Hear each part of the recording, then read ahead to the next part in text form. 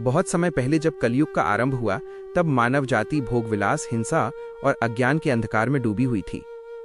तभी भगवान विष्णु ने मानव कल्याण के लिए अपने नवे अवतार भगवान बुद्ध के रूप में पृथ्वी पर जन्म लिया।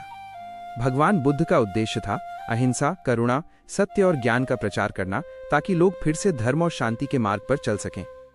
वे युवावस्था में ही संसार के दुख दर्द देखकर व्याकुल हो उठे। उन्होंने राजमहल, वैभव और परिवार सब कुछ त्याग दिया और सत्य की खोज में निकल पड़े। वर्षों के तप और ध्यान के बाद उन्हें बोधि वृक्ष के नीचे ज्ञान की प्राप्ति हुई।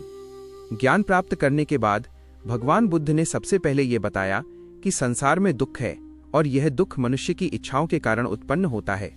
जब इच्छाएं समाप्त हो जाती हैं, तब मनुष्य को सच्ची शांति और मोक्ष प्राप्त होता है। उन्होंने लोगों को अहिंसा का उपदेश दिया।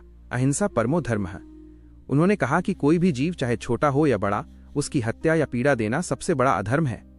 बुद्ध भगवान ने मध्यम मार्ग सिखाया। न तो अत्यधिक भोग में रहो और न ही कठोर तप में, बल्कि जीवन में संतुलन बनाए रखो। यही सच्चे सुख का मार्ग है। उन्होंने 4 आर्य सत्य बताए। संसार में दुख है। दुख का कारण तृष्णा है। तृष्णा के समाप्त होने से दुख समाप्त होता है और यह मुक्ति अष्टांगिक मार्ग से प्राप्त की जा सकती है। फिर उन्होंने अष्टांगिक मार्ग का उपदेश दिया। सही विचार, सही संकल्प, सही वाणी, सही कर्म, सही आजीविका, सही प्रयास, सही स्मृति और सही ध्यान। इन पर चलकर मनुष्य अपने भीतर की शांति और ज्ञान को पा सकता है। बुद्ध भगवान ने समता और करुणा का संदेश दिया। उन्होंने कहा, सब प्राणी समान हैं। उन्होंने जाति पाति, ऊंच नीच और भेदभाव का विरोध किया।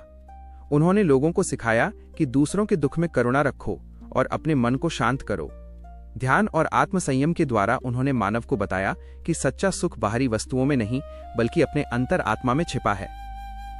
इस प्रकार भगवान बुद्ध ने अपने उपदेशों और करुणा के द्वारा संसार को अहिंसा, सत्य, शांति और प्रेम का मार्ग दिखाया।